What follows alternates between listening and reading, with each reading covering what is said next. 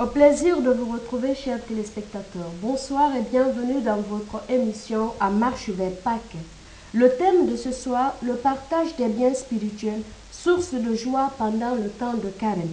Nos invités de l'émission de ce soir, réalisée dans un petit village, Rorira, situé à 35 km de la capitale, les religieuses Fidelia Savi à ma droite, ainsi que Olivia Zono. Bonsoir à vous, mes sœurs. Bonsoir. Bienvenue sur ce plateau. Merci. Consacré au Seigneur sans signe distinctif, pas d'habit particulier, pas de voile. En optant pour cette forme de vie suscitée par Dieu dans l'Église, elles ont pour objectif l'évangélisation de la culture et de toutes les cultures. L'Église traduit cela de vocation séculière.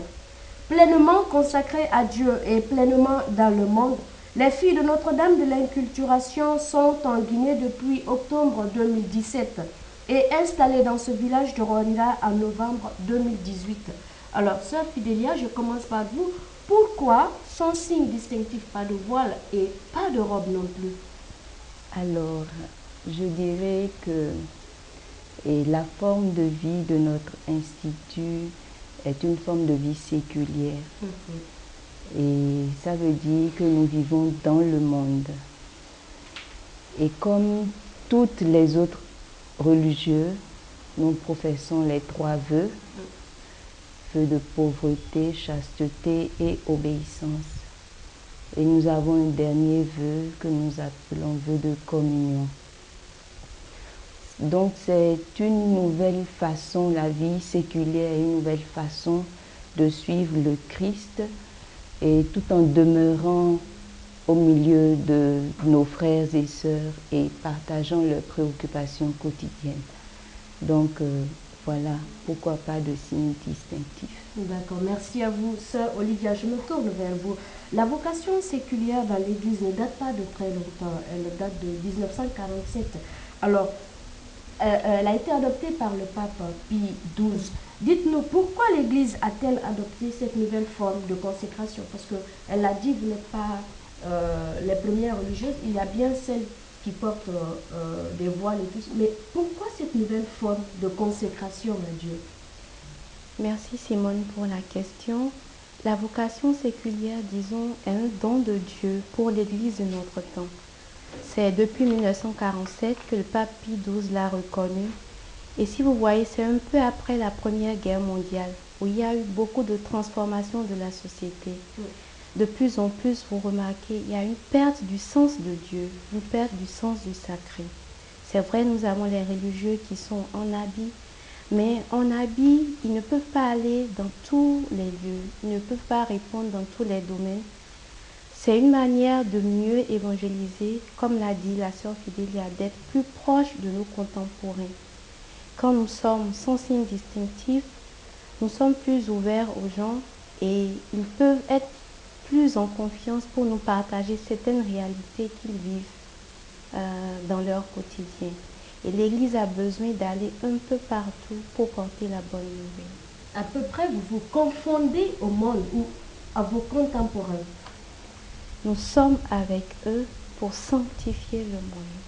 Bien, merci à vous, c'est bien dit. Alors, votre charisme est le renouvellement spirituel des réalités temporelles à partir de la conversion de la culture, dont l'élément central est la personne humaine.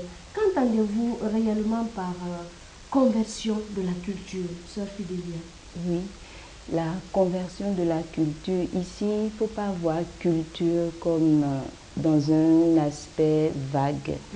Donc, chaque membre de notre institut est appelé à offrir à Dieu les valeurs positives de sa culture, hospitalité, et solidarité, accueil de l'autre. Et les valeurs moins positives, et chaque membre les transforme au regard de l'Évangile. Et donc, voilà ce que nous appelons conversion de la culture. Donc, c'est une marche vers le Christ, tout en offrant les valeurs culturelles au Christ, les côtés positifs de notre culture. Et en même temps, transformer la culture de l'intérieur à l'image de l'Évangile. Voilà. Bien. Alors, je le disais tout à l'heure que vous êtes pleinement dans le monde.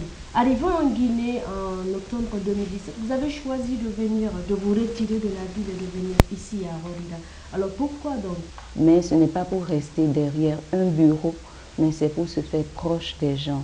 Donc on choisit les milieux les plus reculés, là où le besoin se fait sentir, alors pour vivre de notre apostolat. Donc voilà pourquoi le milieu de Roira a été choisi. Bien. Alors, dans son message de carême cette année, le pape François a exhorté les chrétiens au partage de leurs biens spirituels et matériels avec leurs frères et sœurs en difficulté. Comment comprendre cette invitation du Saint-Père, sœur Fidélia?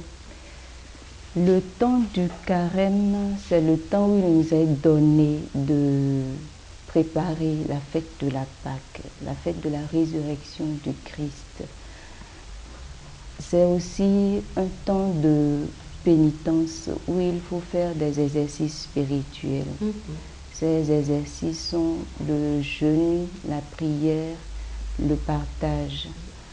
Donc c'est une marche de conversion vers Pâques et c'est, je dirais, une tension vers notre rédemption. Donc c'est à cela que le pape nous exhorte. Et dans le concret, il nous dit de nous rapprocher de nos frères et sœurs qui sont en difficulté en partageant nos biens spirituels et matériels. Et cela peut bien se faire par le jeûne, la prière et l'aumône. Bien.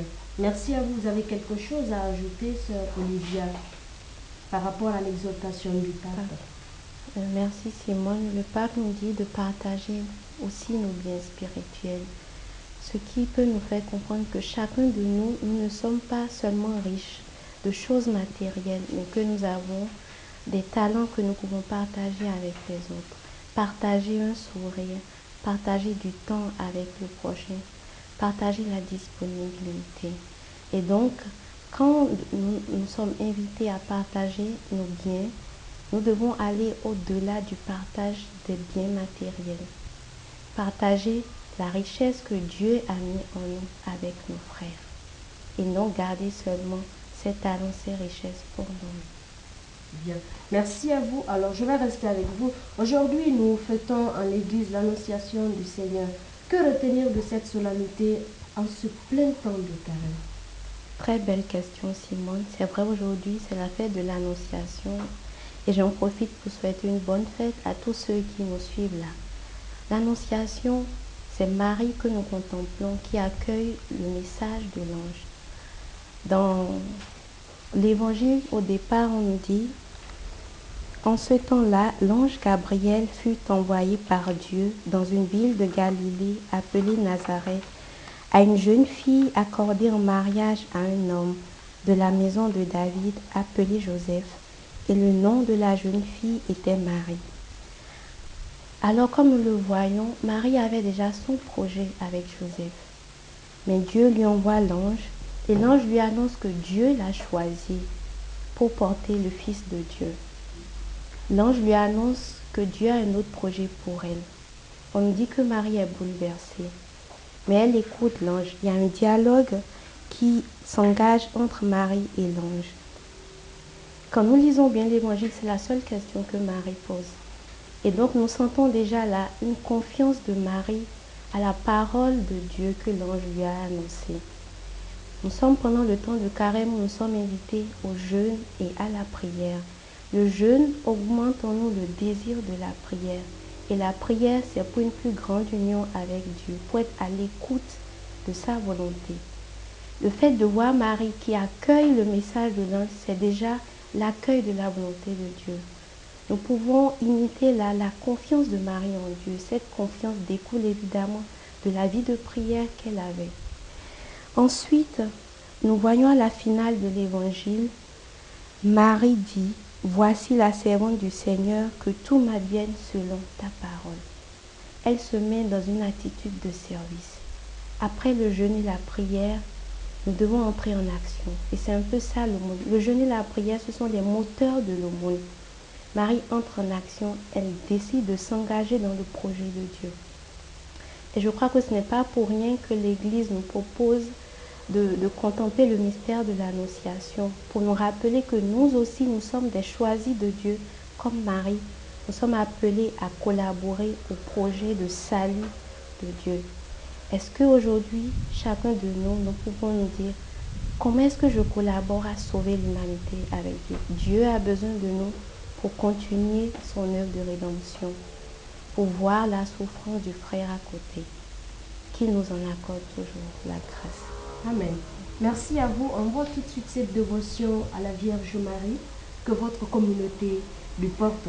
Alors, le thème de ce soir, le partage des biens spirituels, source de joie pendant le temps de carême. Marie était une communicatrice de dons spirituels. On se souvient de sa démarche vers sa cousine Élisabeth pour lui annoncer la bonne nouvelle. Parlant de cette source de joie, comment peut-elle s'exprimer réellement? Je pourrais dire que la joie déjà naît dans l'union à Dieu. Je voudrais revenir au pilier de la prière pendant le temps de carême. Quand nous prenons le temps de faire silence et d'entrer dans ce cœur à cœur avec Dieu, il y a déjà une joie qui naît. Hors du temps de carême, reconnaissons-le, nous sommes souvent agités par nos préoccupations. Mais plus nous décidons de consacrer un peu de temps à Dieu, nous avons une joie et une paix intérieure qui naît. Et ensuite, nous sommes invités à aller vers les autres, à nous décentrer de nous-mêmes, à avoir plus de soucis pour les autres. Je pense que beaucoup ont déjà fait cette expérience. Quand nous décidons de nous donner entièrement aux autres, il y a une joie intérieure qui naît. Ça n'a rien à voir avec la joie de la musique, de la danse, de l'agitation quotidienne. C'est une joie intérieure qui vient du don de soi. Et comme vous l'avez bien dit tout à l'heure, Simone, Marie, après avoir accepté la volonté de Dieu dans sa vie, va vers sa cousine Élisabeth. Nous allons contempler ça à la visitation. Dans ce élan qu'il apporte vers Élisabeth, c'est déjà la joie du service qui est là. On dit qu'il n'y a pas de plus grand amour que de donner sa vie pour ceux qu'on aime. Et je pourrais dire de la même manière, il n'y a pas de plus grande joie que la joie du don de soi. Et parlant de joie, la Vierge Marie, dans l'élan de sa joie, le Magnificat est venu, mais aussi il y a eu comme un échange de joie, puisque en même temps, Élisabeth aussi a reçu cette même joie de la rencontre du Seigneur.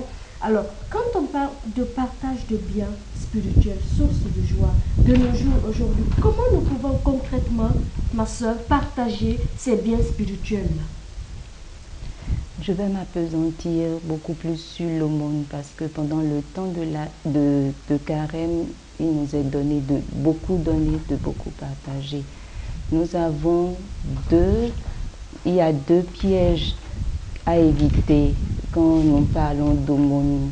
Le premier, c'est quand nous nous disons je suis trop pauvre pour donner, je n'ai pas assez d'habits, assez de nourriture, assez d'argent.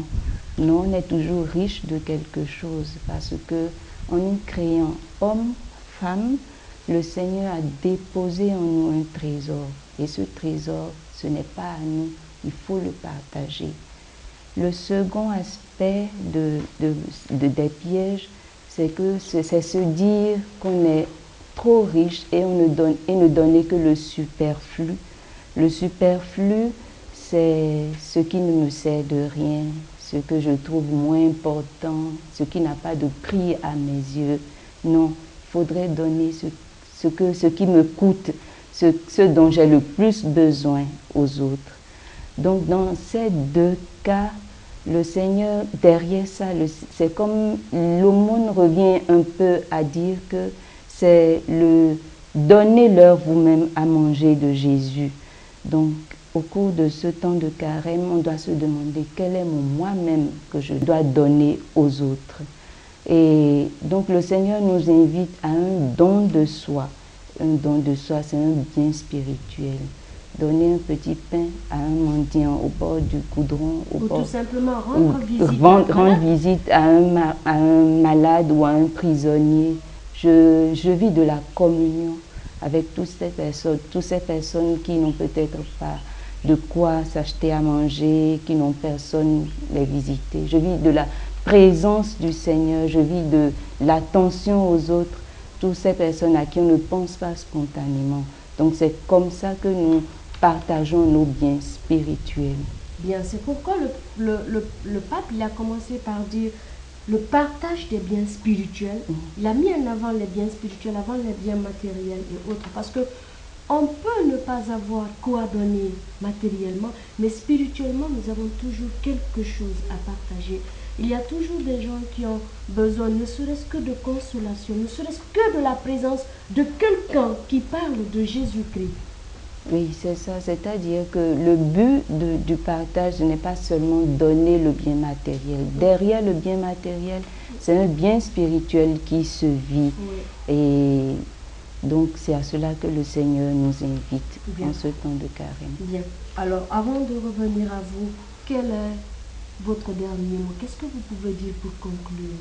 Pour conclure, nous dirons simplement que la réalité du jeûne ne doit pas nous faire peur. Un jeûne bien réussi, un jeûne parfait, c'est celui qui nous ouvre à la fraternité, à la solidarité, celui qui nous fait sortir des complicités, des vices de l'opulence par exemple. La prière, c'est un signe d'unité, de charité qui nous ouvre aussi aux autres, dans un cœur à cœur avec le Seigneur et dans une pensée à tous ceux qui ont besoin de prier, qu'on a compris pour eux.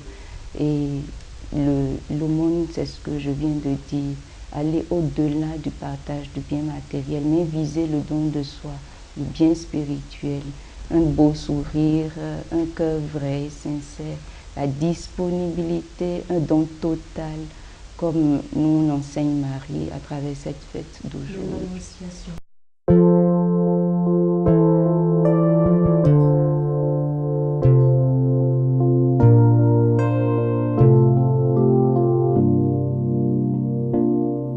Marie, tendresse dans nos vies,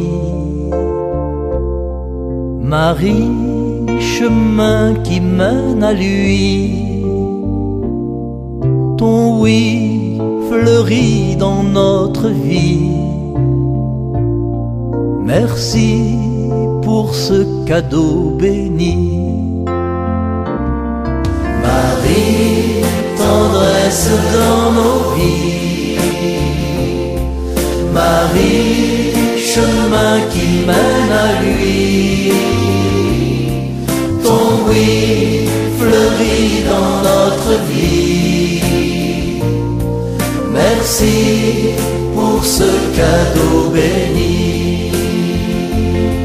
S'il te plaît, Sainte Vierge, obtiens-nous de Jésus de faire un beau silence pour habiter chez lui. Marie, tendresse dans nos vies, Marie, chemin qui mène à lui, ton oui fleurit dans notre vie. Merci pour ce cadeau béni. S'il te plaît, Sainte Vierge, obtiens-nous de Jésus de vivre en sa présence pour mieux lui dire oui. Marie, tendresse dans nos vies, Marie, chemin qui mène à lui, ton oui fleurit dans notre vie. Merci pour ce cadeau béni. S'il te plaît, Sainte Vierge, obtiens-nous de Jésus de choisir l'espérance pour fleurir l'aujourd'hui. Marie, tendresse dans nos vies. Marie, chemin qui mène à lui. Ton oui fleurit dans notre vie. Merci pour ce cadeau béni. Merci à vous. Alors, sœur Olivia, le partage des biens spirituels, source de joie pendant le temps de carême, votre dernier mot. Alors mon dernier mot, c'est de suivre Marie comme modèle pendant ce temps de carême. Marie qui se donne entièrement.